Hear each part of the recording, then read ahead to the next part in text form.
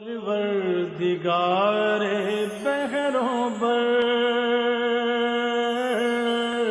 پروردگار بحروں بر۔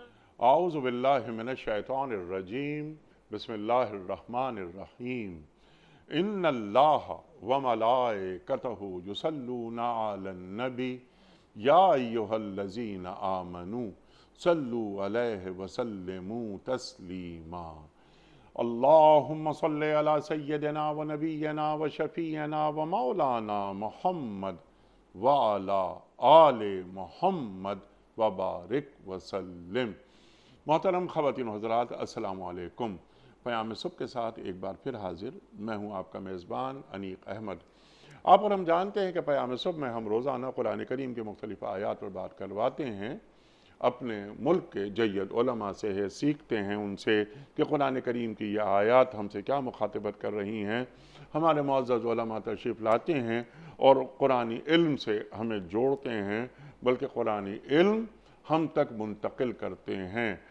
شان نزول سے لے کر لمحے موجود تک، یعنی آج قرآن کریم کی یہ آیات ہم سے کیا مخاطبت کر رہی ہیں، اور ظاہر ہے یہ زمین والوں سے اللہ تعالیٰ کا آخری کلام تا قیامت ذہن انسانی کی امامت قرآن کریم کرتا رہے گا، ہر عہد سے جڑتا رہے گا اور ہر عہد کے عقلی معیارات کے مطابق قرآن کریم سے استنباط ہوتا رہے گا۔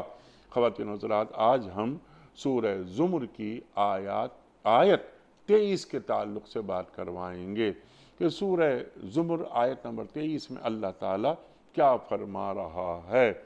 اللہ نے بہترین کلام اتارا ہے۔ اللہ نزل احسن الحدیث۔ اب یہ احسن الحدیث کہا جا رہا ہے قرآن کریم کو، ذرا اس حوالے سے بات رکھیں گے، سوال رکھیں گے کہ احسن الحدیث سے کیا مراد ہے۔ اللہ تعالیٰ نے قرآن کریم کا ذکر اس انداز سے جو اللہ کر رہا ہے تو اس کی کیا حکمت ہے۔ اس کتاب کے تمام اجزاء ہم رنگ ہیں۔ قرآن کریم میں جتنی آیات ہیں وہ ایک جیسی ہیں۔ ہم رنگ سے کیا مراد ہے؟ مضامین دہرائے گئے ہیں۔ مضامین دہرائے کیوں گئے ہیں؟ کیا اللہ تعالیٰ اپنی بات اچھی طرح ذہن نشین کروانا چاہتا ہے؟ یہ بھی ایک ہم سوال رکھیں گے۔ فَبِأَيِّ آلَاءِ رَبِّكُمَا تُكَذِّبَانِ ذہن میں آتی ہے یہ آیت سورہ رحمان کی کہ اللہ تعالیٰ تکرار کر رہا ہے، وَلَقَدْ يَسَّرْنَا الْقُرْآنَ لِلذِّكْرِ فَهَلْ مِن مُدَّكِرٍ۔ اللہ تعالیٰ سورہ قمر میں ارشاد فرماتا ہے۔ پھر مضامین بار بار بعض آیات آتی ہیں۔ خواتین و حضرات، اللہ تعالیٰ کی سنت اس حوالے سے کیا ہے؟ قرآن کریم سن کر ان لوگوں کے رونگٹے کھڑے ہو جاتے ہیں جو اپنے رب سے ڈرنے والے ہیں۔ اپنے رب سے ڈرنے والے کون ہوتے ہیں؟ اور قرآن کریم پڑھ کر کیا ہمارے رونگٹے کھڑے ہوتے ہیں؟ اور اگر ہمارے رونگٹے کھڑے نہیں ہوتے تو اس میں ہم سے کیا غلطیاں ہو رہی ہیں؟ ہم آیات تو پڑھ رہے ہیں، کیا سمجھ میں آ رہا ہے ہمیں کہ اللہ کیا بیان فرما رہا ہے؟ وَإِذَا تُلِيَتْ عَلَيْهِمْ آيَاتُهُ زَادَتْهُمْ ایمانا، اللہ قرآن کریم میں فرماتا ہے۔ تو خواتین و حضرات، اس پہ کچھ بات کریں گے، دل نرم ہو جاتے ہیں ان کے۔ یہ اللہ کی ہدایت ہے، قرآن کریم اللہ کی ہدایت ہے، جسے وہ راہ راست پر لانا چاہتا ہے لے آتا ہے، اور جسے اللہ ہی ہدایت نہ دے اس کے لیے پھر کوئی ہادی نہیں ہے۔ اللہ اکبر۔ ہدایت کے تعلق سے اللہ تعالیٰ کا طریقہ، اللہ تعالیٰ کی سنت، اللہ تعالیٰ کا انداز، اِنَّ هُدَى اللَّهِ هُوَ الْهُدَى، ہدایت بس وہی ہے جو اللہ کی طرف سے آئے، اللہ قرآن میں فرماتا ہے۔ سیکھیں گے محترم مفتی محمد زبیر صاحب سے۔ خواتین و حضرات، مفتی محمد زبیر صاحب ہمارے ملک کا ایک جانا مانا نام، ایک مقبول، معروف اور محبوب نام، فارغ التحصیل دارالعلوم کراچی، محتمم جامعہ صفا، ممبر اسلامی نظریاتی کونسل، اور پیام صبح میں تشریف لاتے ہیں اور ہمیشہ ہم مفتی صاحب سے سیکھتے ہیں، اور الحمدللہ پیام صبح میں آپ کی مستقل تشریف آوری کا یہ 12واں برس ہے۔ مفتی صاحب کو خوش آمدید کہتے ہوئے پروگرام کا آغاز اللہ تعالیٰ کے بابرکت نام سے سورہ زمر اور آیت نمبر 23۔ اعوذ باللہ من الشیطان الرجیم، بسم اللہ الرحمن الرحیم۔ اللہ نزل احسن الحدیث کتابا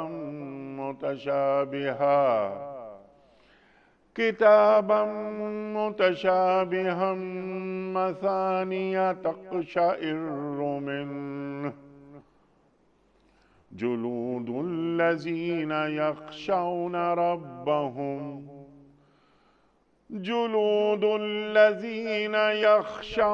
ربهم ثم تلین جلودهم وقلوبهم إلى ذكر الله ذلك هدى الله يهدي به من يشاء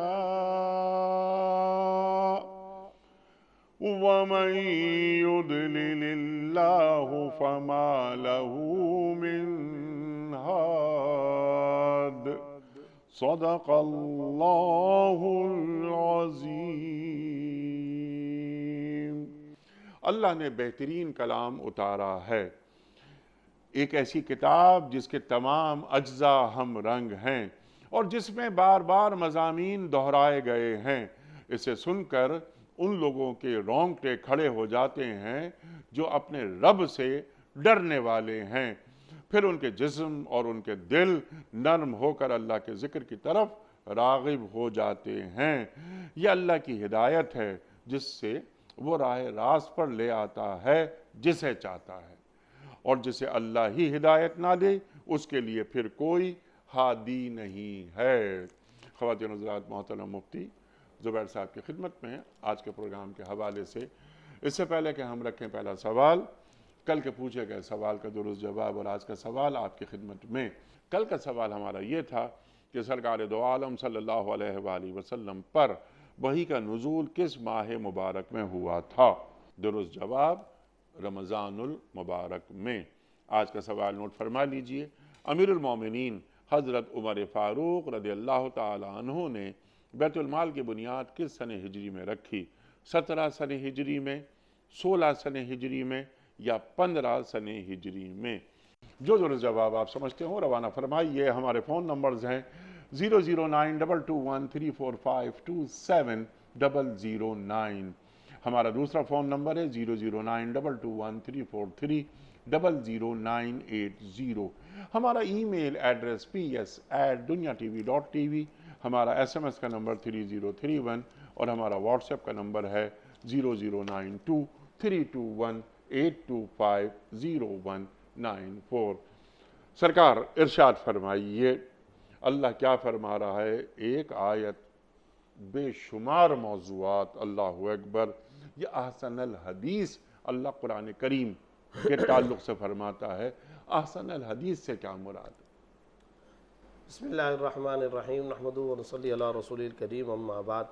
سورہ زمر کی آیت نمبر 23، اللہ رب العزت نے اس آیت مبارکہ کے اندر خود قرآن کریم کا تعارف پیش فرمایا ہے۔ سبحان اللہ۔ قرآن کریم کی اس آیت میں قرآن کا تعارف، قرآن کی آئینی اور دستوری حیثیت کہ یہ ہدایت ہے، اور قرآن کریم کے پڑھنے کا انداز اور قرآن کریم سے کس چیز کو حاصل کرنا چاہیے اس مطلوب کو اللہ رب العزت نے اس آیت کے اندر بیان فرمایا ہے۔ سبحان اللہ۔ پہلی بات تو یہ ہے کہ ساری آیات ہی بہت زیادہ غیر معمولی اہمیت کی حامل ہوتی ہیں، جامع ہوتی ہیں، فصیح و بلیغ ہوتی ہیں، علوم و معارف کا دریا بہتا ہے۔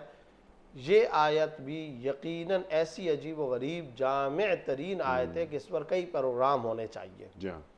اللہ نزل احسن الحدیث، بے شک اللہ رب العزت نے سب سے زیادہ احسن ترین کلام، خوبصورت ترین کلام، خوبصورت ترین بات نازل فرمائی۔ اللہ نزل احسن الحدیث۔ اچھا، یہ جو احسن الحدیث اللہ رب العزت نے فرمایا کس اعتبار سے؟ پہلی بات تو یہ کہ احسن الحدیث سے مراد ہے قرآن کریم. ٹھیک. تو جب قرآن کریم ہے تو اللہ نے اس کو سب سے احسن ترین کیوں فرمایا؟ تو یاد رکھیے کہ دنیا کا قانون یہ ہے کہ کلام الملوک ملوک الکلام، بادشاہوں کا کلام کلاموں کا بادشاہ ہوتا ہے. ایک آدمی عام رعیت کا فرد ہے، وہ کوئی بات کرے، مجلس و اجلاس اور میٹنگ کے اندر ایک کوئی عام وزیر بات کرے، ایک کوئی اور بات کرے، لیکن ایک ہے بادشاہ سلامت بات کر رہے ہوں. تو ظاہر ہے کہ انسانوں کے دماغ کے اندر کس کی بات کی اہمیت ہوتی ہے؟ ظاہر سی بات ہے کہ سب سے زیادہ اہمیت بادشاہ کی بات کی ہوتی ہے کہ اس نے یہ بات کہی ہے. یہ ایک دنیا کی بات سمجھانے کے لیے میں عرض کر رہا ہوں. اب سوال یہ پیدا ہوتا ہے کہ ہر پہلو کے اعتبار سے قرآن احسن ترین حدیث ہے، ہر پہلو کے اعتبار سے. وہ کیسے؟ اگر آپ لے کر کے آتے ہیں فصاحت و بلاغت کو، دنیا میں کوئی شاعر ہے اور وہ اعلیٰ درجے کی شعر و شاعری کرتا ہے، دنیا کے اندر کوئی ایسا کلام پڑھنے والا ہے قافیہ بند کلام پڑھتا ہے، کوئی ایسا ادیب ہے بہت ہی ادب پر مشتمل وہ کلام پیش کرتا ہے، کوئی ایسا انسان ہے کہ جو انتہائی رومانٹک یا کوئی انتہائی رلانے والا یا کوئی ڈیپ والا کوئی انتہائی علوم و معارف پر مشتمل کلام پیش کرتا ہے. تو سوال یہ پیدا ہوتا ہے کہ یہ جس زبان کے اندر بھی پیش کر رہا ہے، جس زبان کے اندر بھی، اس زبان کا پیدا کرنے والا تو نہیں ہے نا، یہ اس زبان کو پیدا کرنے والا تو نہیں ہے نا. زبانوں کو اور کلاموں کو، لینگویج کو اور الفاظ کو پیدا کرنے والا کون ہے؟ ان ساری زبانوں کو پیدا کرنے والا تو اللہ تعالیٰ ہے. تو اگر دنیا میں کسی فوجی افسر کی پریزنٹیشن ہوتی ہے تو وہ اپنی پریزنٹیشن کے بارے میں پہلے سے سوچتا ہے کہ میں یہ بات کہوں گا، پھر یہ کہوں گا، پھر یہ کہوں گا، مجھے اپنے باس کو کہنا ہے. کوئی شاگرد اپنے استاذ کو، کوئی بزنس مین اپنی تاجر برادری کو، کوئی ڈاکٹر اپنے سے بڑے والے ڈاکٹر کو، کوئی ایک عام مقرر، مبلغ، خطیب عوام کے سامنے تقریر کرتا ہے. تو یہ یاد رکھیے کہ وہ اپنی پریزنٹیشن کو اچھے سے اچھا بناتا ہے. تو یہ تو خالق لینگویج جو ہے، خالق کائنات جو ہے، جو خالق السنہ ہے، جو خالق زبانوں کا، جو خالق الفاظ اور کلاموں کا، یہ اس کی پریزنٹیشن ہے، یہ اس کا کلام ہے. تو سوچیں کہ اس کا کلام کتنا وسیع و بلیغ ہوگا، اس کے کلام کے اندر کیسے معجز قسم کے الفاظ اور معانی ہوں گے. مسئلہ صرف اور صرف یہ ہے کہ الفاظ بھی بہت وسیع و بلیغ، معانی بھی بڑے سچے اور گہرے، لیکن ان الفاظ اور معانی کو سمجھنے کے لیے ایک دل چاہیے، ایک دماغ چاہیے، ایک تفکر کی طاقت چاہیے، ایک فکر و خیال کی طاقت اور قوت چاہیے. اور دیکھیں افسوس کی بات یہ ہے انیق صاحب، قرآن اور صاحب قرآن کے ساتھ میں ایک نقطہ عرض کرنا چاہتا ہوں، ذرا اس نقطے کی طرف آپ توجہ دیجئے. قرآن اور صاحب قرآن کے بارے میں مسلمانوں کا بھی، ہمارے اہل علم و دانش کا بھی، ہمارے علماء کا بھی، ہمارے سارے کے سارے مسلمانوں کا ایک طرز اور مزاج یہ تو رہا ہے کہ عمل کی سنتیں بیان کی جاتی ہیں رسول اللہ صلی اللہ علیہ وسلم کے حوالے سے، عبادت کی سنتیں بیان کی جاتی ہیں، دعاؤں کی سنتیں بیان کی جاتی ہیں، نمازوں کی سنتیں بیان کی جاتی ہیں، ذکر و اذکار کی سنتیں بیان کی جاتی ہیں. نیند کے وقت کی دعا یہ ہے، کھانا کھانے کے وقت کی دعا یہ ہے، مسجد میں داخل ہونے کی دعا یہ ہے، دودھ پینے کی دعا یہ ہے، کھانے سے فارغ ہونے کے بعد کی دعا یہ ہے، مسجد میں داخل ہونے کی دعا یہ ہے. یہ ساری دعائیں کیا ہیں؟ سنتیں، ان کو بیان کیا جاتا ہے. ٹھیک. آپ صلی اللہ علیہ وسلم کی نوافل کا طور طریقہ یہ تھا، یہ بیان کیا جاتا ہے. آپ صلی اللہ علیہ وسلم کا جہاد بیان ہوتا ہے، کتاب المغازی ہے، ساری کتب سیاح کے اندر، ساری کتب احادیث کے اندر. آپ صلی اللہ علیہ وسلم کی عبادت، ریاست مدینہ کا نظم و نسق، بحیثیت سپہ سالار، تعلیم، تبلیغ، جہاد، یہ سب بیان کیا جاتا ہے. مگر آپ صلی اللہ علیہ وسلم کی سنت فکر و خیال کب بیان کی جاتی ہے؟ کوڑھن و احساس کی سنت کب بیان کی جاتی ہے؟ نبوی مزاج و مذاق کو کب بیان کیا جاتا ہے؟ نبی صلی اللہ علیہ وسلم کی سوچ مبارک کیسی تھی؟ نبی صلی اللہ علیہ وسلم کی سنت وسعت و خیال کو کیسے کب بیان کیا جاتا ہے؟ نبی کی فکر، نبی کی کوڑھن، نبی کی سوچ، نبی کا دل دماغ کا تصوراتی خاکہ خیال، اس کو کون بیان کرتا ہے؟ اس کو کیوں نہیں بیان کیا جاتا؟ اس کے بارے میں تذکرہ کیوں نہیں ہوتا؟ ام المومنین حضرت عائشہ صدیقہ رضی اللہ تعالیٰ عنہ نے جو شمائل ترمذی کے اندر روایت کے اندر ایک جگہ بیان فرمایا عزیز کا عزیز المرجل، آپ صلی اللہ علیہ وسلم کی ہچکیاں سسکیاں وہ کیا تھی؟ وہ یہ تھی کہ رات کے وقت میں دعا اللہم یا رب امتی، کوڑھن، غم، ہچکیاں، سسکیاں، ایسی آواز آتی تھی جیسا کہ ہنڈیا میں پانی رکھ کر نیچے آگ لگا دی جائے، امت کی یہ کوڑھن اور یہ فکر۔ سوال یہ ہے اعمال اور عبادات کی سنتیں بیان کی جاتی ہیں تو نبی صلی اللہ علیہ وسلم کے فکر و خیال کی سنتوں کا کتنا تذکرہ کیا جاتا ہے؟ وہ کوڑھن اور احساس ہمارے دل کے اندر کب آیا؟ العلماء ورثۃ الانبیاء تو ہم بولتے ہیں، سوال یہ کہ وراثت تو تمام چیزوں کے اندر منتقل ہوتی ہے، صرف اور صرف سنن، اور وہ بھی عبادت ذکر و تلاوت کی، اور وہ صرف محاسبہ اور مراقبے کی، اور وہ صرف اور صرف نمازوں کی، اور وہ صرف اور صرف رکعتوں اور جہاد و تبلیغ کی۔ یہ فکر و خیال نبوی، یہ مزاج نبوی، اس کی یہ کوڑھن، یہ سسکیاں، یہ امت، یہ فکر آج کس امام صاحب کو اپنے جماعتی یا نمازیوں کے دل دماغ کے اندر یہ ہے؟ کس دینی رہبر و رہنما میں؟ یہ تو ہوا صاحب قرآن کا معاملہ۔ اب آ جائیے قرآن کریم کی طرف۔ قرآن کریم کے احکام کا ذکر کیا جاتا ہے، قرآن کریم کے احکام کا ذکر کرنا چاہیے، بالکل صحیح ہے۔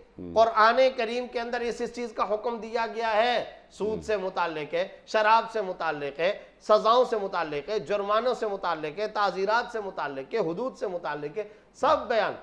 کب اس پر ہم نے کلاسیں لی ہیں کہ آؤ مل کر کے تدبر اور خالص قرآنی اسلوب اور مزاج، قرآنی مزاج، پھر کہہ رہا ہوں قرآنی مزاج، یہ ہے اصل چیز۔ مولانا سید ابو الحسن علی میاں ندوی رحمۃ اللہ علیہ فرمایا کرتے تھے کہ میرا دل تو یہ چاہتا ہے کلاس میں جانے کے بعد سارے طلبہ بیٹھے ہوئے ہوں، قرآن کریم کھولنے کے بعد چپ ہو جائیں، ہم بس الفاظ پر ہم غور کریں، ہم صرف اور صرف لفظوں پہ ہر بندہ غور کرے، تکلم نہ ہو، کلام نہ ہو، مزاج قرآنی۔ اور اللہ کی قسم انیق صاحب، یہ جو احسن الحدیث کہا گیا اس کے اتنے زاویے ہیں، اور آگے آپ تقشعر من جلود الذین تک تو پروگرام میں پہنچیں گے ہی نہیں، آیت کا اختتام آپ کر ہی نہیں پائیں گے، صرف احسن الحدیث پہ رک جائیے۔ آپ صرف اور صرف قرآن کریم کے احسن الحدیث کہنے کے سب سے خوبصورت بات، سب سے خوبصورت کلام، اس کی گہرائی اور ڈیپ کے اندر یہ فیلنگز، یہ احساس، یہ دل سے اٹھنے والی ہوک، یہ درد، یہ ٹیس، یہ دل کا جذبہ، یہ کوڑھن اور احساس، قرآن کریم کا اسلوب اور مزاج۔ اور ایک بات میں آپ سے عرض کرتا ہوں انیق صاحب، امت کو قرآن سے آشنا کر دیجئے، ٹھیک، فرقہ واریت ختم ہو جائے گی۔ سبحان اللہ۔ قرآن کا مزاج گلی محلے میں ایک مرتبہ آ جائے، سماج اور سوسائٹی میں آ جائے، 99% جھگڑے ختم ہو جائیں گے۔ اور افسوس کی بات ایک اور اگلی کہنے لگا ہوں، دین کے نام پر ہم جن موضوعات کو آج زیر بحث نہیں لاتے، بلکہ دین کے نام پر جن موضوعات کی بنیاد پر ہم کفر اور اسلام کے فتوے بانٹتے ہیں، وہ قرآن کا مزاج ہی نہیں ہے۔ سبحان اللہ۔ وہ قرآن کا مزاج ہی نہیں، قرآن چاہتا ہی نہیں ہے، قرآن کریم کو وہ مطلوب ہی نہیں ہے، حالانکہ ہم نے اس کے یعنی خود ساختہ تصور ہے۔ اور حسن حدیث ہے نا، یہ سب سے اچھی بات ہے نا۔ اب میں آپ سے ایک اور سوال پوچھتا ہوں، میں کسی کی تردید نہیں کر رہا، کسی کی تردید نہیں کر رہا، لیکن مجھے تصوف کا وہ حلقہ، جس حلقے کے اندر بیٹھ کر از اول تا آخر شعر و شاعری ہو، اسٹوریاں ہوں، کہانیاں ہوں، اور احسن الحدیث تو اللہ قرآن کو بول رہا ہے، اور قرآن کی کوئی آیت نہ پڑھی جائے، قرآن کا کوئی تذکرہ نہ ہو، کم از کم ہمیں تو ہضم نہیں ہوتی۔ دین کے نام پہ بپا وہ مجلس و وہ جلسہ ہمیں تو ہضم نہیں ہوتا۔ از اول تا آخر ہماری رمضان ٹرانسمیشن کا پروگرام، ذرا قرآن کی آیتیں بتائیے، آپ کچھ نہ کریں، میں صرف آپ کو ایک تھرمامیٹر دے رہا ہوں۔ تھرمامیٹر کیا ہے؟ ٹائم ہے 6 بجے سے لے کر کے 8 بجے تک، 7 بجے تک، رمضان ٹرانسمیشن 5 بجے، جو بھی ہے، میں ایک مثال دے رہا ہوں، ایک جزوی مثال بتا رہا ہوں، ایک معروضی جزوی مثال، فرعی مثال۔ صرف آپ نے ایک کام کرنا ہے انیق صاحب، بیٹھ جائیے اور کیلکولیٹر اٹھا لیجئے، موبائل اٹھا لیجئے، گھڑی اٹھائیے، یہ جو از اول تا آخر پروگرام ہوا، اس پروگرام میں قرآن کی آیتیں کتنی بیان ہوئی ہیں؟ اور یہ ماہ رمضان، جس ماہ مبارک میں قرآن کریم کا نزول ہوا، شہر رمضان الذی انزل فیہ القرآن، قرآن کے مہینے میں قرآن کی بات نہیں ہے، قرآن کے پروگرام میں قرآن کی فیہ کل شیء الا القرآن، اس میں ہر چیز ہے سوائے قرآن کے، یعنی قرآن کی مجلس اور قرآن کی بات نہیں۔ یہ ایک مثال دی ہے۔ ٹھیک ہے، لیکن آپ یہ دیکھیے مفتی صاحب، آپ تو الحمدللہ آپ سے قدیم ساتھ ہے آپ کا اور ہمارا، یہاں صرف وضاحت میں چاہتا ہوں آپ کر دیجئے کہ رمضان ٹرانسمیشن دیگر چینلز پہ بھی ہوتی ہیں اور رمضان ٹرانسمیشن یہاں بھی ہوتی ہیں دنیا ٹیلی ویژن پر. دنیا ٹیلی ویژن میں جب رمضان ٹرانسمیشنز ہوتی ہیں تو کیا ہم قرآن کریم سے باہر نکلتے ہیں؟ ارشاد. اسی لیے تو ہم کہتے ہیں کہ دنیا ٹی وی کا یہ پروگرام احسن البرنامج ہے، اس لیے کہ اس میں احسن الحدیث کی بات ہوتی ہے. سبحان اللہ. سب سے اچھا پروگرام ہے اس لیے کہ اس میں سب سے اچھی بات، اور وہ قرآن ہے، قرآن کی بات ہوتی ہے. اللہ قبول اچھا، اور فرمائے. جو مستند علماء اللہ کے فضل و کرم سے اور آپ کی تلاش جستجو اور کاوشوں اور جدوجہد سے جو مستند علماء کرام آتے ہیں، میں آپ سے پوچھتا ہوں، اور ناظرین و سامعین اب تو عادی ہو گئے، ایک بہت بڑا حلقہ بن چکا، ان سے پوچھئے کہ یہاں آنے والے علماء نے کتنی سٹوریاں بیان کی ہیں، کہانیاں، سٹوریاں، اور مجھے آپ بتائیے کہ کتنا. ہم تو قرآن سے کوشش کر رہے ہیں، نکل ہی نہیں. اور قرآن کی تفسیر سرکار دو عالم صلی اللہ علیہ وسلم بیان فرماتے ہیں، حدیث اور قرآن، اور پھر وہ بھی حدیث ہم کوشش کرتے ہیں مستند. اور ایک عجیب آپ کو ایک نکتہ یہ بھی بتا دوں کہ ہمارے کچھ ناظرین و سامعین کی عادت بھی ایسی بن گئی ہے کہ اگر ہم کبھی کوئی حدیث بیان کرتے ہیں اور وہ حدیث اوتھینٹک نہیں ہوتی، خطوط آ جاتے ہیں، فون آ جاتے ہیں، اور وہ یہ کہتے ہیں آپ نے یہ حدیث جو بیان کی تھی اس کا حوالہ دے دیجئے، اس کا ریفرنس دے دیجئے. تو ہمیں سبکی یا بے عزتی یا ندامت اور شرمندگی نہیں، خوشی اور مسرت ہوتی ہے کہ دیکھنے والے اس طرح کی عقابی نگاہیں لے کے بیٹھے تو ہیں، وہ اس طرح کی عبقری نگاہیں لے کر تو بیٹھے ہیں کہ وہ چیک اینڈ بیلنس رکھ رہے ہیں. تو بہت اچھی بات ہے. اصل بات یہ ہے کہ احسن الحدیث کیوں نہیں ہے ہماری تمام کی تمام تقریبات میں. اچھا، یہ صرف اور صرف رمضان ٹرانسمیشن کی بات نہیں ہے، پارلیمنٹ ہے. اب پارلیمنٹ کے ایوان کے اندر بات ہو رہی ہے تو آپ کی باتیں ہو رہی ہے نا. کیا ہو رہی ہے؟ باتیں ہو رہی ہیں نا. تو اللہ تعالیٰ تو کہہ رہے ہیں سب سے اچھی بات تو یہ ہے. تو اب سوال یہ ہے کہ ہم سب سے اچھی بات کی بات کتنی کر رہے ہیں؟ بزنس کمیونٹی کی طرف آ جائیں، باتیں ہو رہی ہیں نا، باتیں ہیں، ہم باتوں میں میٹنگ ہے، مجلس ہے. تو اللہ تعالیٰ تو اس اب ہر مجلس کے حوالے سے یہ بات لیجیے نا، اللہ نزل احسن الحدیث. اب تاجر برادری کو بھی لائیں، بارز کو بھی لائیں، وکلا سیشنز کو بھی لائیں، ججوں کو بھی لے کر آئیں، عدلیہ کو بھی لے آئیں، پارلیمان کو بھی لے آئیں، کمیونٹی کو بھی لے آئیں، برادری کو بھی لے آئیں، قبیلے کو بھی لے آئیں، گھر کو بھی لے آئیں، دسترخوان کو بھی لے آئیں. ان سب جگہوں پر کیا ہو رہا ہے؟ باتیں ہو رہی ہیں نا. لیکن اللہ تعالیٰ کہہ رہے ہیں اللہ نزل احسن الحدیث. تو اس کا مطلب یہ ہوا کہ اگر آپ نے قرآن کی بات وہاں نہیں کی ہے تو جو سب سے اچھی بات تھی وہ تو آپ نے کی نہیں ہے، آپ اس سے تو محروم رہ گئے. سب سے اچھی بات کا تو آپ نے تذکرہ کیا ہی نہیں ہے. اسی لیے میں کر رہا ہوں پروگرام اللہ نزل احسن الحدیث پر ختم ہو جائے گا. بزنس کمیونٹی، تاجر برادری، وکیل، عدالت، شاپنگ سینٹر، مال، کچہری، بازار، گھر، خاندان، کمیونٹی، قبیلہ، برادری، آئلی مسائل، جس قسم کے پبلک ڈیلی کے خاندانی مسائل، اگر اس کے اندر قرآن کی بات نہیں ہے، قرآن کی آیت کا تذکرہ نہیں ہے، تو آپ کو یہ بات مان لینی چاہیے کہ آپ کی یہ مجلس، آپ کا یہ اجتماع، آپ کا یہ اجلاس سب سے اچھی بات سے تو محروم رہا. لہٰذا کوئی بولتا ہے اس کو کامیاب بولا کرے، خدا کی نظر میں تو وہ کامیاب نہیں ہے کیونکہ سب سے اچھی بات سے وہ محروم رہا. اچھا، اب ایک اور بڑی مصیبت یہ ہو گئی ہے کہ جب ہم یہ بات کرتے ہیں نا کہ قرآن کی بات ہونی چاہیے تو اس کے بارے میں کہا جاتا ہے بھائی ہر چیز میں مذہب کو نہ ڈالو. کہا جاتا ہے یہ مولائیت ہے، کہتے ہیں مولویت ہے. نہیں ہے بھائی مولائیت. کون کہہ رہے ہیں مولویت؟ یہ مولائیت کی بات ہی نہیں ہے. قرآن کو مانتے ہو کہ نہیں؟ مانتے ہیں. دوسری بات، آیتیں مانتے ہو نہیں؟ اللہ نے ہر پہلو کے اعتبار سے کہا ہے کہ اللہ نزل احسن الحدیث، سب سے احسن قول، ومن احسن قولا ممن دعا الی اللہ. دوسری آیت کے اندر اللہ رب العزت نے فرمایا. لہٰذا ایمان لانا چاہیے کہ ہر صورت میں اتھارٹی، ہر صورت کے اندر حتمی قطعی جو معیار اور کسوٹی ہے وہ قرآن ہے اور احسن الحدیث. کیونکہ قرآن کے بغیر زندہ رہنے کا تصور نہیں ہے. اقبال فرماتے ہیں کہ گر تمی خواہی مسلمان زیستن نیست ممکن جز بقرآن زیستن. وہ محمد بن عراق رحمۃ اللہ علیہ نے فرمایا تھا کہ الحیات بدون القرآن کالجسد بلا روح. اللہ اکبر. بغیر قرآن کے زندگی ایسا جسم ہے جو روح کے بغیر ہو. سبحان اللہ. اچھا مفتی صاحب، ذرا سا بات کو آگے بڑھاتے ہیں. آپ نے بنیاد بہت مضبوط فراہم کر دی. اب یہ احسن الحدیث، اب یہ احسن الحدیث سے قرآن کریم وہ کون کون سی امتیازی خصوصیات ہیں قرآن کریم میں جو اسے احسن الحدیث بناتی ہیں؟ اس کا نظم ہے، فصاحت ہے، بلاغت ہے، حکمت ہے، اسلوب ہے، وغیرہ وغیرہ. دیگر کتابیں توریت، انجیل، زبور، صحائف دیگر، لیکن آسمانی کتب میں بھی فیہا کتب قیمہ اللہ قرآن کریم میں فرما رہا ہے۔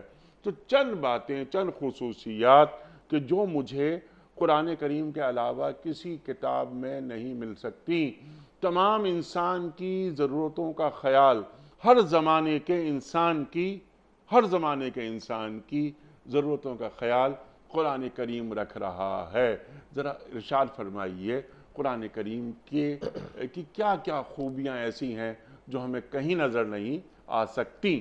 دیکھیں، اعجاز قرآنی پر مستقل کتب لکھی گئی ہیں، ٹھیک، بہت تفصیلی موضوع۔ مختصراً بات، ہر زمانے کے اندر مختلف ادوار چلتے ہیں۔ ٹھیک، ایک زمانہ سائنس اور ٹیکنالوجی کا ہوتا ہے، ایک زمانہ منطق و فلسفے کا تھا، ایک زمانہ تھا جس کو دیکھو فلکیات کی تحقیق میں لگا ہوا ہے، ایک زمانہ تھا جس کو دیکھو فروعی مسائل فقہیہ کے اس میں لگے ہوئے، ایک زمانہ طب کا دور گزرا ہے، صدی ایک طب کی گزری ہے، ڈاکٹری کی گزری ہے، میڈیکل گزری۔ رسول اللہ صلی اللہ علیہ وسلم کا جو یہ دور تھا عہد رسالت اور نزول قرآن کا، یہ شعر و ادب کا دور تھا، شعر و ادب کا زمانہ چلتا تھا۔ جس کو دیکھو بڑے بڑے معلقات، دواوین، دیوان مرتب کر رہا ہے، ہر مجلس میں اشعار، ہر مجلس کے اندر دیوان پیش کیے جا رہے ہیں، شعراء، اور ایسے ایسے شعراء آج بھی کئی دینی مدارس میں ان زمانے کے شعراء کے کلام پڑھائے جاتے ہیں، پڑھتے چلے جائیے آپ ان کے قافیہ بند کلام۔ اس دور کے اندر قرآن کریم نازل ہوتا ہے، اور یہ جو اپنے نظم کے اعتبار سے الفاظ اور فصاحت و بلاغت، اور ابھی معانی کی ہم بات ہی نہیں کر رہے، الفاظ، فصاحت و بلاغت، دلائل، مفاہیم اور معانی کے اعتبار سے جب یہ قرآن اترتا ہے تو خود قرآن کریم کیا کہتا ہے؟ فَأْتُوا بِسُورَةٍ مِّن مِّثْلِهِ وَإِن كُنتُمْ فِي رَيْبٍ مِّمَّا نَزَّلْنَا عَلَىٰ عَبْدِنَا فَأْتُوا بِسُورَةٍ مِّثْلِهِ۔ ٹھیک، اگر جو کچھ ہم نے اپنے بندے حضرت محمد صلی اللہ علیہ وسلم پر نازل فرمایا تم لوگوں کو شک ہے، اس جیسی ایک صورت بنا کر کے لے آؤ۔ اچھا، کہیں پر آ رہا ہے 3 آیتیں بنا کر لے آؤ، کہیں پر آ رہا ہے 10 آیتیں بنا کر کے، 10 آیات 10 آیتیں بنا کر کے لے آؤ۔ کیوں نہیں انہوں نے یہ کام کیا؟ اعلیٰ درجے کے شاعر تھے، اعلیٰ درجے کے فصیح و بلیغ ادیب تھے، کیوں نہیں وہ اس کے مقابلے کے اندر لے کر کے آئے؟ چنانچہ یہ بھی ہوا، تاریخ کے اندر یہ بھی لکھا ہے، یہ جو خانہ کعبہ ہے، اس خانہ کعبے کی دیواروں پر باقاعدہ اس زمانے کے کئی شاعر آ کر اپنا کلام لٹکا لیا کرتے تھے، اور پھر آ کر کے شعراء جائزہ لیا کرتے تھے، جس کے کلام کا سب سے بلند و نمایاں درجہ ہوتا رہنے دیتے، باقی سب کو ہٹا دیا کر دیتے۔ یہ اس زمانے کا پوزیشن ہولڈر کا طرز اور طریقہ، اور اس کو انعام اعزاز دینے کا طریقہ یہ تھا۔ قرآن کہہ کر نہیں، صرف اور صرف ایک چھوٹی سی سورت، سورت الکوثر کے بارے میں کہا گیا اس کو بھی لٹکا لو۔ چنانچہ کیا ہوا؟ اِنَّا أَعْطَيْنَاكَ الْكَوْثَرَ فَصَلِّ لِرَبِّكَ وَانْحَرْ إِنَّ شَانِئَكَ هُوَ الْأَبْتَرُ۔ یہ 3 آیتیں یہ بھی خانہ کعبہ کی دیوار پر لٹکائی گئیں، ایک پیپر پہ لکھ کر کے اس کو بھی لٹکایا گیا۔ اب جب وہ آتے ہیں شعراء اگلے دن تو وہ سارے کے سارے کلاموں کا جائزہ لیتے ہیں، اور اسی کلام کے آگے وہ ایک اور بات کہتے ہیں، وَلَيْسَ هَذَا كَلَامُ الْبَشَرِ، یہ کسی انسان کا کلام نہیں ہو سکتا ہے۔ یہ اس زمانے کے چوٹی کے شعراء کا فیصلہ۔ تو نظم کے اعتبار سے کیوں قرآن کا چیلنج قبول نہیں کیا گیا؟ فصاحت و بلاغت اور معنی کے اعتبار سے کیوں قرآن کریم کا چیلنج قبول نہیں کیا گیا؟ لے کر آ جاتے نا۔ اور پھر یقین جانیے شاہ ولی اللہ صاحب رحمۃ اللہ علیہ نے اور کشاف نے جو اس قرآن کریم کے الفاظ اور نظم کے اندر جو جس طرح کا تناسب بیان کیا، جس طرح کا توازن بیان کیا، اور جس طرح کے الفاظ، ایک ایک لفظ اس کا حرف اس قدر عجیب و غریب ہے کہ صرف اور صرف میں نے جو شروع میں ایک بات کہی تھی انیق صاحب کے احسن الحدیث قرآن کریم کا مزاج، قرآن کریم کا صرف اور صرف مزاج، اگر وہ سمجھ میں آ جائے آپ قرآن کے حافظ نہیں ہوں گے، آپ کے سامنے آیتیں پڑھی جائے غلطی ہوگی، آپ مزاج قرآنی کی وجہ سے اگر آپ ترجمہ جانتے ہیں آپ کہہ لیں گے یہ حافظ قرآن غلطی کر رہا ہے۔ مثال، والسارق والسارقہ فاقطعوا ایدیہما جزاء بما کسبا نکالا من اللہ واللہ عزیز حکیم۔ چوری کرنے والا مرد، چوری کرنے والی عورت، اگر وہ یہ کام کرے تو ان کا ہاتھ کاٹو، جو کچھ انہوں نے کسب کیا، جو کچھ کام کیا یہ اس کا بدلہ ہے۔ اب اس کے بعد واللہ عزیز الحکیم، اور اللہ زبردست ہے اور حکمت والا ہے۔ زبردست ہے یعنی اس کے احکام نافذ ہونے کے لائق ہے، اور اللہ انتقام والا ہے، زبردست ہے، حکیم یہ سزا نافذ کرو، معاشرے کے اندر سے چوری ڈاکیتی کا خاتمہ ہو جائے گا، حکمتوں پر مشتمل ہے۔ اب ایک دیہاتی اعرابی ہے، قرآن کریم کا کوئی حافظ نہیں ہے، لیکن قرآن عربی میں نازل ہوا، قرآن کا مزاج سے وہ واقف ہے، پیچھے بیٹھا ہے ایک امام صاحب آیت قرآنی یہ پڑھ رہے ہیں، وَالسَّارِقُ وَالسَّارِقَةُ فَاقْطَعُوا أَيْدِيَهُمَا جَزَاءً بِمَا كَسَبَا نَكَالًا مِنَ اللَّهِ، اور آگے کہتا ہے وَاللَّهُ غَفُورٌ رَحِيمٌ۔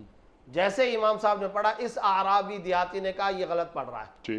اب سوال یہ کیسے پتا چلا؟ اس سے پوچھا گیا تم حافظ؟ اس نے کہا حافظ تو نہیں ہوں۔ تمہیں کیسے پتا چلا؟ کہا کہ ہاتھ کاٹنے کا تذکرہ اللہ رحیم ہو یہ آخر میں نہیں آ سکتا، یہ نہیں آ سکتا آخر میں۔ پھر اس کو جب بتایا گیا واللہ عزیز حکیم، انہوں نے کہا ہاں دیٹ از اے پوائنٹ، یہ ہے اصل جگہ۔ تو قرآن کریم کا مزاج، قرآن کریم کا اسلوب، قرآن کریم کا ناصحانہ انداز، قرآن کریم کا حکیمانہ اسلوب، یہ جو ناصحانہ اور حکیمانہ اسلوب ہے اس کو نہیں سمجھا جا سکتا اس وقت تک جب تک ہم قرآن کریم کے ساتھ اپنا ملکہ راسخہ پیدا نہ کریں، گہری مناسبت پیدا نہ کریں۔ آج ہم نے رسمیات کا تعلق رکھا ہوا ہے، حقائق کا تعلق نہیں۔ سوال پیدا ہوتا ہے یہاں پر، سوالات بہت زیادہ ہیں اس ذیل میں، لیکن آپ کی گفتگو سے بالکل مربوط سوال یہ ہے کہ یعنی قرآن کریم کو سمجھنے کے، پڑھنے کے آداب ہوتے ہیں، بہت سی باتیں ہو چکی ہیں اس تعلق سے ماضی میں، قرآن کریم کو سمجھنے کے آداب کیا ہیں؟ قرآن کریم کو سمجھنے کے آداب میں سے سب سے پہلا بنیادی طور پر جو معاملہ ہے جس کو آپ کہیں کہ فرض کے درجے میں، وہ تو یہ کہ اس کا ترجمہ تو سمجھا جائے، اس کا معنی تو سمجھا جائے۔ اور جب آپ اس کا ترجمہ، اس کا معنی، کیونکہ ہم اس وقت اہل عرب نہیں ہیں نا، ہم تو اہل عجم گفتگو کر رہے ہیں نا، تو جب ہم اہل عجم گفتگو کر رہے ہیں تو سب سے پہلی بات تو یہ ہے کہ قرآن کریم کے بارے میں یہ تو ہم طے کر لیں کہ بھائی یہ مقروء یعنی کتاب قرات بعد میں ہے، کتاب تلاوت بعد میں ہے، کتاب ہدایت پہلے ہے۔ کم از کم ہم یہ تو عقیدہ اور نظریہ رکھیں۔ اب کیا ہے، 70 سال بیت گئے، 80 سال بیت گئے، اللہ اکبر، پھر اس کے بعد سورہ فاتحہ، پھر اس کے بعد لإلاف قریش إیلافہم رحلۃ الشتاء والصیف۔ 80 سالہ پہلے صف کے اس نمازی سے پوچھو ترجمہ بتا دو، کچھ پتہ نہیں ہے، کوئی عطا پتہ نہیں ہے۔ خدا کی قسم اسی سورۃ القریش کے آخر کے اندر جو باتیں کہی گئی ہیں نا، فَلْيَعْبُدُوا رَبَّ هَذَا الْبَيْتِ الَّذِي أَطْعَمَهُم مِّن جُوعٍ وَآمَنَهُم مِّن خَوْفٍ۔ لوگوں کو چاہیے کہ وہ اس رب کعبہ کی عبادت کرے، وہ رب کعبہ الذی اطعمہم من جوع، جس نے بھوک کی جگہ پر ان کو کھانا کھلایا، خوراک اور غذا فراہم کی، وآمنہم من خوف، خوف کی جگہ پر پیس دیا، امن دیا۔ آج اقوام متحدہ کا چارٹر یہ کہتا ہے، ایک فیورٹ اسٹیٹ کا تصور کیا ہے؟ رب اجعل ھذا بلدا آمنا وارزق اہلہ، امن اور اس کے ساتھ رزق۔ ابراہیم علیہ السلام جو دعا مانگ رہے ہیں، وَإِذْ قَالَ إِبْرَاهِيمُ رَبِّ اجْعَلْ هَذَا بَلَدًا آمِنًا وَارْزُقْ أَهْلَهُ، جس اسٹیٹ اور ریاست کے اندر پیس ہو، امن ہو، سڑکوں پر امن ہو، گلی محلے میں پیس ہو، امن ہو، کسی قسم کا لڑائی جھگڑا نہ ہو، اور ساتھ ہی ساتھ باشندگان مملکت کو روزگار کا بہم مواقع میسر ہوں اور ان کو صحیح طور پر روزگار اور معاش نصیب ہو، اچھا رزق اور روزگار نصیب ہو۔ یہ فیورٹ اسٹیٹ کا تصور ہے، گویا معیشت مضبوط ہو، امن و امان ہو۔ یہ قرآن کریم کا یہ جو سورۃ القریش کا آخری حصہ ہے، یہ ایک فیورٹ اسٹیٹ کا تصور دے رہی ہے۔ فَلْيَعْبُدُوا رَبَّ هَذَا الْبَيْتِ الَّذِي أَطْعَمَهُم مِّن جُوعٍ وَآمَنَهُم مِّن خَوْفٍ، اور یہ یہاں تصور آ گیا۔ ابراہیم علیہ السلام پھر اس وطن کی دعا مانگ رہے ہیں، ایسا وطن مجھے اللہ عطا کر دے۔ اب میں آپ سے پوچھتا ہوں، اور سرکار دو عالم صلی اللہ علیہ وسلم ایسی اسٹیٹ تیار کر کے دکھا رہے ہیں، یہ ہے ریاست مدینہ۔ جزاک اللہ۔ اب صرف میرا یہاں پر ایک سوال، آپ نے کہا تھا سمجھنے کے آداب، صرف میرا آپ سے ایک سوال یہ ہے، سورۃ القریش کی آخر کے اندر ایک فیورٹ اسٹیٹ کا یہ جو تصور قرآن کے اندر بیان کیا گیا ہے، میرے مسجد کے کتنے نمازی بھائی ہیں جو ان آیات کو اس طرح سے پڑھتے سمجھتے ہو؟ ٹھیک، یہ ہے نا، وہ جو پہلی صف کے اندر ہمارے نمازی بھائی کھڑے ہیں، وہ جو قابل احترام، اللہ ان کو جزا دے گا انشاءاللہ ثم انشاءاللہ، اعلیٰ درجے کے جنتی لوگ ہیں، ہم سے کروڑوں درجہ بہتر ہیں۔ لیکن میرا سوال یہ کہ انٹیریئر کا علاقہ ہے، بلوچستان کا علاقہ ہے، خیبر پختونخوا کا علاقہ ہے، میری کراچی کی مسجدیں ہیں، پاکستان کی مسجدیں ہیں، امہ کی سطح پر آ جائیں، دنیا کی سطح پر آ جائیں، سورۃ القریش کے ان آخری 2 جملوں میں اتنی بڑی لارج اسکرین، سبحان اللہ، یہ معانی کا دریا اور یہ تصور جو اسٹیٹ اور ریاست کا، کس نمازی نے ان آیات کو اس طور پر لیا ہے؟ وَيُطْعِمُونَ الطَّعَامَ عَلَى حُبِّهِ مِسْكِينًا وَيَتِيمًا وَأَسِيرًا، کس نمازی نے اس کو لیا کہ یہ معاشرے سے غربت کے خاتمے کا تصور، کَيْ لَا يَكُونَ دُولَةً بَيْنَ الْأَغْنِيَاءِ مِنْكُمْ، کس نمازی نے سمجھا کہ یہ ہے اصل میں دنیا کے اندر کیپٹلزم کو بھی ختم کر رہا ہے، سوشلزم کو بھی ختم کر رہا ہے، ایک منصفانہ جس میں معیشت کی مساوی تقسیم ہو، منصفانہ تقسیم ہو، قرآن کریم کی یہ آیات بیان کر رہی ہیں۔ تو پہلا فرض تو یہ ہے کہ کم از کم قرآن کو سمجھیں تو صحیح، قرآن کریم کو سمجھیں، اور بار بار ہمارے پروگرام میں یہ گفتگو ہو چکی ہے کہ کم از کم 3 آیات روزانہ پڑھیں ترجمے کے ساتھ اور اس کی تفسیر کے ساتھ، تاکہ اپنے اندر قرآن کریم کو اتارا جائے۔ جب آپ بات فرما رہے تھے لإلاف قریش إیلافہم رحلۃ الشتاء والصیف، یہ تو، اور پھر آپ نے کہا لا یکون دولۃ بین الاغنیاء منکم، اور بہت ساری آیات یہاں پر تلاوت فرمائیں۔ مفتی صاحب، بہترین بات آپ نے، بہترین پوائنٹ آپ نے یہاں ریز کیے۔ میرا سمپل سوال یہ ہے کہ سرکار دو عالم صلی اللہ علیہ وآلہ وسلم کا ارشاد ہے اور متفق علیہ ہے یہ بات، کہیں کوئی اختلاف نہیں کہ سورہ فاتحہ کے بغیر کوئی نماز نہیں ہو سکتی۔ الحمدللہ رب العالمین سے لے کے وللضالین تک، جو آپ نے کہا نا پہلی صف کا نمازی جو 80 سال سے پڑھ رہا ہے نماز، اللہ تعالیٰ ایسے نمازیوں کو سلامت رکھے۔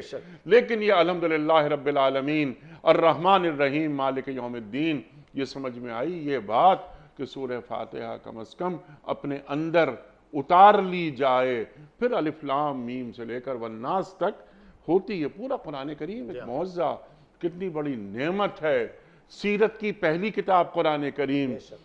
یہ جو آپ نے کتنی بڑی بات، یہ قرآن سورہ حشر کی آیت کہ لا یکون دولۃ بین الاغنیاء منکم، ایسا نہ ہو کہ مال تمہارے معاشرے میں چند اغنیاء سرمایہ داروں کے ہاتھ میں رہے، جو رب کا ہے وہ سب کا ہے۔ اللہ اکبر۔ آج دیکھیں کتنے بڑے بڑے یہ قوانین جو انسانیت کو فروغ دیتے ہیں، اللہ قرآن کریم میں بیان فرما رہا ہے۔ آج اکنامکس کیا کہتی ہیں ہمیں؟ Circulation of wealth. قرآن کریم نے اس وقت بتا دیا کنسنٹریشن آف ویلتھ نہیں ہوگی، پیسے کو پھیلایا جائے گا، رول کیا جائے گا، اور پیسے کے بھاؤ کا رخ قرآن متعین کرتا ہے۔ قرآن کیپٹلزم سرمایہ دارانہ نظام کہتا ہے کہ پیسے کے بھاؤ کا رخ یوں ہوگا غریبوں سے امیروں کی طرف۔ جی، اسلام اور قرآن یہ کہتا ہے تُؤْخَذُ مِنْ أَغْنِيَائِهِمْ وَتُرَدُّ عَلَىٰ فُقَرَائِهِمْ الحدیث، اغنیاء سے لیا جائے گا، امت کے فقراء پہ خرچ کیا جائے گا۔ ارتکاز دولت کو قرآن کیسے پابندی لگا رہا ہے؟ وَالَّذِينَ يَكْنِزُونَ الذَّهَبَ وَالْفِضَّةَ وَلَا يُنْفِقُونَهَا فِي سَبِيلِ اللَّهِ فَبَشِّرْهُم بِعَذَابٍ أَلِيمٍ، جو سونے اور چاندی کو جمع کرتے ہیں، کنز کا معنی جو تجوریاں بھر رہے اور وہ خرچ نہیں کر رہے، تو کیا کہا؟ دردناک عذاب ہے۔ کیوں؟ معیشت میں ناہمواری یہ پیدا کر رہے ہیں۔ ارتکاز دولت کی جتنی تردید قرآن نے کی ہے، کسی ملت کی کتاب نے نہیں کی ہے۔ ارتکاز دولت نہیں ہے پسند، یہ نہیں ہوگا۔ للسائل حق والمعلوم، یہ کیا ہے؟ للسائل حق والمعلوم، کہ یہ تمام وآتوا حقہ یوم حصادہ کیا ہے؟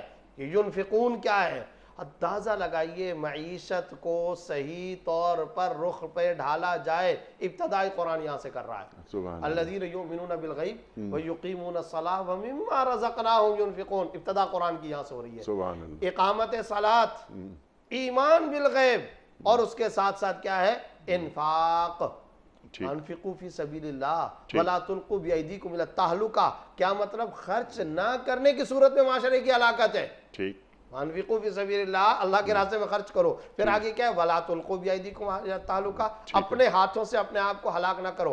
آج یہ جو ہمارے ملک کے اندر جو معاشی ناہمواریاں ہیں نا، اس کی وجہ یہ ہے کہ قرآن کے ان بنیادی ضوابط اور اصول کی ہم پاسداری نہیں۔ سبحان اللہ۔ مفتی صاحب یہ بھی ذرا ہمیں آپ تعلیم فرما دیجئے کہ قرآن کریم میں کہیں مال کو جوڑنا یا بچت کی بات آ رہی ہے، یا زکوٰۃ، صدقات، خیرات، انفاق، بس مال خرچ کرو، مال خرچ کرنے کی ہی بات آتی ہے۔ ہمیشہ خرچ کرنے کی بات آئی ہے، کسی جگہ پر بھی جمع کرنے کی کوئی ترغیب نہیں آئی ہے۔ اچھا پھر یہ جو خرچ کرنے کی بات ہے نا، اس کو بھی اللہ رب العزت نے یہ فرمایا، چونکہ بندہ تو کمزور تھا جی تو خالق کائنات سے زیادہ انسان کی نفسیات کون جان سکتا ہے، تو اللہ رب العزت نے فرمایا گھبراؤ مت، یہ جو خرچ کرو گے اسی سے مال میں بڑھوتری ہوگی۔ سبحان چنانچہ کیا فرمایا، یمحق اللہ الربا ویربی الصدقات، اللہ سود کو مٹائے گا۔ حالانکہ سوال یہ پیدا ہوتا ہے 100 دیا تھا 110 مل رہا ہے تو پیسہ بڑھ رہا ہے، گنتی میں تو اضافہ ہو رہا ہے، 99 کے چکر کے اعتبار سے تو اضافہ ہو رہا ہے، لیکن اللہ رب العزت کا قرآن کریم کا اسلوب کیا ہے، یہ تم پیٹ سے سوچ رہے ہو دماغ سے سوچنے کے بجائے، ٹھیک یہ تم مادہ پرستی کی سوچ رکھ رہے ہو، ٹھیک یہ تو تم نے انسان کو مال بنانے کی مشین بنا رکھا ہے۔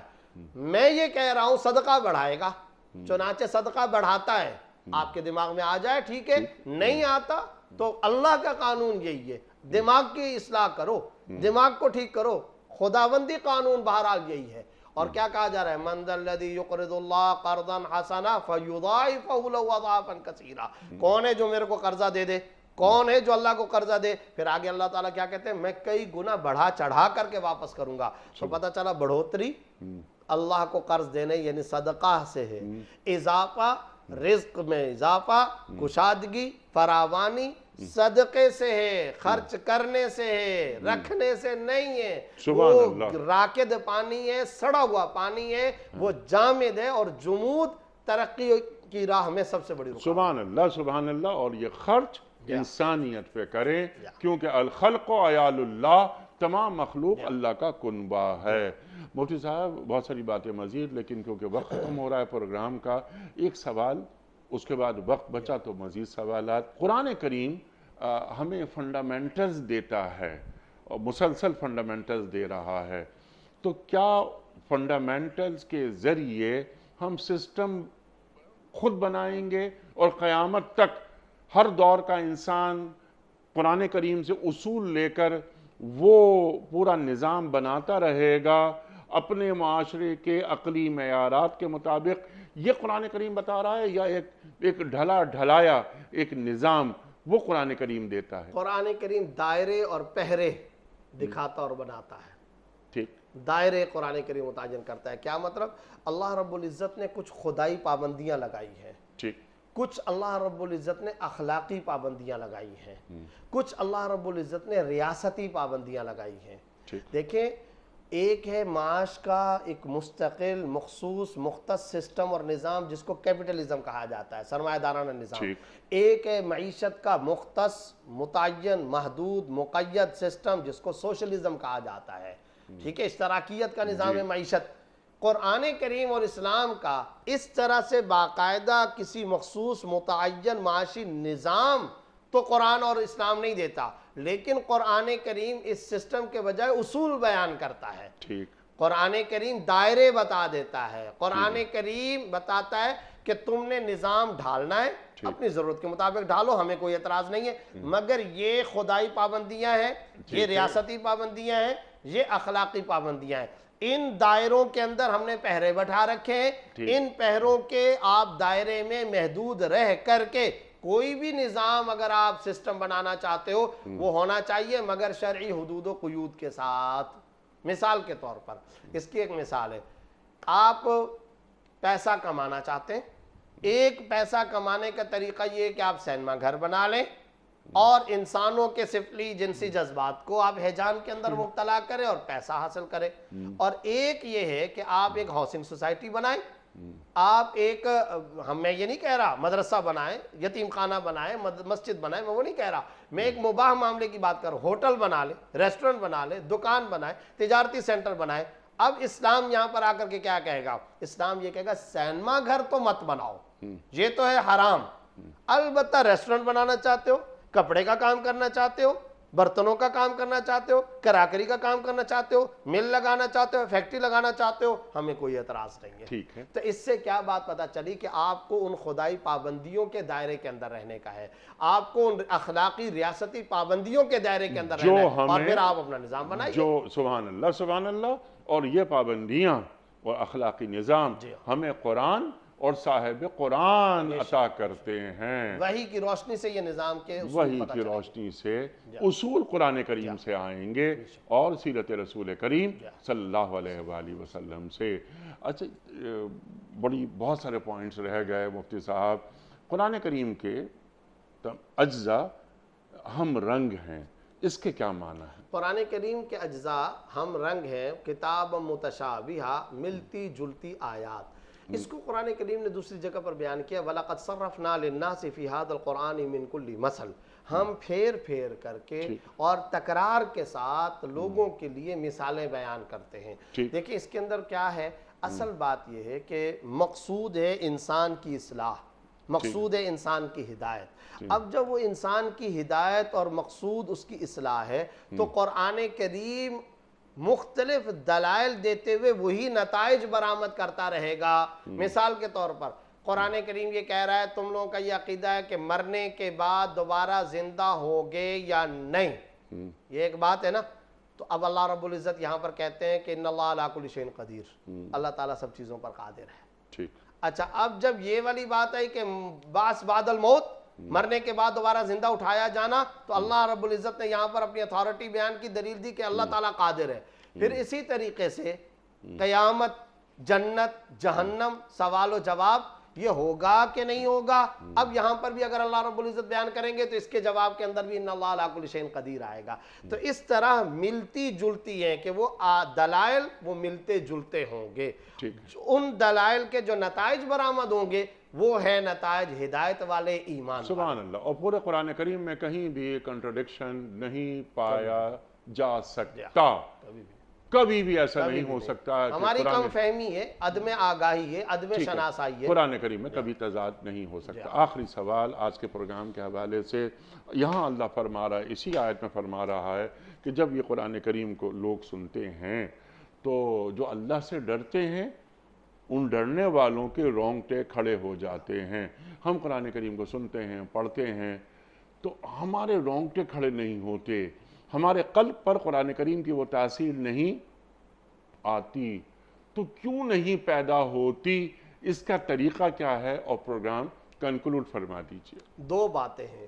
سب سے پہلی بات تو یہ کہ یہاں پر قرآن کریم کے پڑھنے کا، سننے کا بڑا اعلیٰ اور اونچا، بڑا نمایاں انداز بیان کیا ہے۔ تقشعر منہ جلود الذین یخشون ربہم، یعنی جن لوگوں کے دل میں ذرہ برابر بھی خشیت اور خوف خدا ہے ان کے جسم کے بال کھڑے ہو جاتے ہیں، ان کی جلد کے بال کھڑے ہو جاتے ہیں، تقشعر کپ کپی طاری ہو جاتی ہے، بدن ان کا کانپنے لگتا ہے۔ حضرت اسماء بنت ابی بکر رضی اللہ تعالیٰ عنہا ارشاد فرماتی ہیں اسی آیت کی تفسیر کے اندر کہ صحابہ کرام کا یہی طور طریقہ تھا، جب ان کے سامنے قرآن کریم پڑھا جاتا تھا تو ان کے بدن کے بال کھڑے ہو جاتے تھے، ان کی آنکھوں سے آنسو جاری ہونا شروع ہو جاتے تھے۔ حضرت عبداللہ ابن عباس رضی اللہ تعالیٰ عنہ نے فرمایا کہ حضرات صحابہ کرام کا یہ معمول تھا۔ پھر اگلی بڑی عجیب بات ارشاد فرمائی، حضرت عبداللہ ابن عباس رضی اللہ عنہ کی وہ روایت قرطبی وغیرہ کے اندر بھی آئی ہے، جس بندے کے سامنے قرآن پڑھا جائے اور اس بندے کے جسم، باڈی اور بدن پر خوف خدا کی وجہ سے بال کھڑے ہو جائیں، خدا جہنم کی آگ کو اس کے بدن پہ حرام کر دیتا ہے۔ یہ حضرت عبداللہ ابن عباس رضی اللہ عنہ کا فرمان ہے۔ ہمارے دل میں یہ کیفیت کیوں پیدا نہیں ہوتی؟ سورہ انفال آیت نمبر 2 کے اندر بھی یہی کہا گیا تھا، انما المؤمنون الذین اذا ذکر اللہ وجلت قلوبہم، تین باتیں تھیں، وجلت قلوبہم، دل دہل جاتے ہیں، وَإِذَا تُلِيَتْ عَلَيْهِمْ آیاتُ، تلاوت آیات ہوتی ہے، زادتہم ایمانا، ان کے ایمان میں اضافہ ہوتا ہے، وَعَلَىٰ رَبِّهِمْ يَتَوَكَّلُونَ، ان کے دل دماغ میں توکل علی اللہ کی دولت آ جاتی ہے، ایک پاور، ایک اسپرٹ، ایک روحانی طاقت ان کے اندر آ جاتی ہے۔ ہمارے اندر کیوں نہیں ہوتا؟ دو باتیں ہیں۔ پہلی بات، ہم ترجمہ نہیں جانتے، ہمیں اس کا مفہوم پتہ نہیں ہے، یہ ہے سب سے بڑا پہلا بنیادی اصول۔ میں آپ کے سامنے کسی بھی زبان میں بات کروں اور آپ وہ زبان نہیں جانتے تو آپ کو پتہ ہی نہیں ہے میں بول کے آ رہا ہوں، مفہوم کیا ہے، ترجمہ کیا ہے، پہلا سبب۔ لہذا سارے کے سارے مسلمانوں کو اس طرف آنا چاہیے، قرآن سمجھیں، ہمیں قرآن کی کمپین چلانی چاہیے۔ دوسرے نمبر پر مادہ پرستی کے اندر لتھڑے ہوئے دماغ ہیں ہمارے، مادہ پرست، حب الدنیا و کراہیت الموت، سبحان وہ جو اللہ۔ آپ صلی اللہ علیہ وسلم نے جی ہاں، فرمایا تھا، بالکل۔ موت سے نفرت، دنیا کی اندھی محبت۔ یہ جو دنیا کی محبت میں، مادہ پرستی میں، 99 کے چکر کے اندر یہ جس طریقے سے ہم لتھڑے ہوئے ہیں، ملوث و آلودہ ہیں، اس چیز نے ہمارے دلوں پہ زنگ لگا دیا ہے۔ اس دوسری خرابی کو دور کرنے کا طریقہ بھی یہ کہ قرآن کا قرب اختیار اس دوسری خرابی کو دور کرنے کا طریقہ یہ ہے کہ جو پہلا کام ہے وہ کیا گیا۔ اس جانب رجوع کیا جائے، قرآن کریم کو سمجھا جائے۔ تلاوت آیات ہو رہی ہیں، بہترین بات ہے، لیکن سمجھا جائے، ایک ایک آیت پر رکا جائے، اور کہیں کوئی مسئلہ ہو، مشکل ہو، وہ آپ جیسے علماء سے رجوع کیا جائے، تلاوت آیات سے آگے بڑھ کر فہم آیات کی فہم ہے، اور اس کے بعد تعمیل کی جائے۔ محض یہی نہیں کہ قرآن کریم کو پڑھ لیا، ورنہ وضو کے مسائل شیطان کو بھی بہت آتے تھے۔ میں آپ کا بڑا ممنون مفتی صاحب، آپ تشریف لائے۔ خواتین و حضرات، ہمارے علماء کو اللہ سلامت رکھے، تشریف لاتے ہیں اور قرآن کریم کی آیات سے ہمیں جوڑ دیتے ہیں۔ وقت یہاں مکمل ہوا ہمارے آج کے پروگرام کا کوئز۔ کل کا سوال ہمارا یہ تھا کہ سرکار دو عالم صلی اللہ علیہ وآلہ وسلم پر وحی کا نزول کس ماہ مبارک میں ہوا تھا؟ درست جواب رمضان المبارک میں۔ آج کا سوال نوٹ فرما لیجئے۔ امیر المومنین حضرت عمر فاروق رضی اللہ تعالی عنہ نے بیت المال کی بنیاد کس سنہ ہجری میں رکھی؟ 17 سنہ ہجری میں، 16 سنہ ہجری میں، یا 15 سنہ ہجری میں؟ جو درست جواب آپ سمجھتے ہوں روانہ فرمائیے۔ ہمارے فون نمبرز ہیں 0092213452709۔ ہمارا دوسرا فون نمبر ہے 0092213400980۔ ہمارا ای میل ایڈریس ps@duniatv.tv۔ ہمارا SMS کا نمبر 3031، اور ہمارا واٹس ایپ کا نمبر ہے 009232182509194۔ قرآن دازی جناب والا پرچی نکالی۔ محمد عاصم صاحب ہیں گجرانوالہ۔ محمد عاصم صاحب گجرانوالہ سے آپ کی خدمت میں دنیا ٹی وی کی جانب سے دینی کتب پر مشتمل گفٹ ہیمپر آپ کے گھر بذریعہ کوریئر روانہ کیا جا رہا ہے۔ آپ کو بہت بہت مبارک ہو۔ پیام صبح کا اختتام ہوتا ہے روزانہ ایک قول پر، اور وہ قول ہوتا ہے صاحب نہج البلاغہ امیر المومنین حضرت علی مرتضیٰ کرم اللہ وجہہ کا۔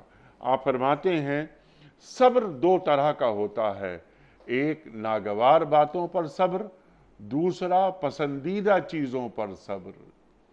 صبر دو طرح کا ہوتا ہے، ایک ناگوار باتوں پر صبر، دوسرا پسندیدہ چیزوں پر صبر۔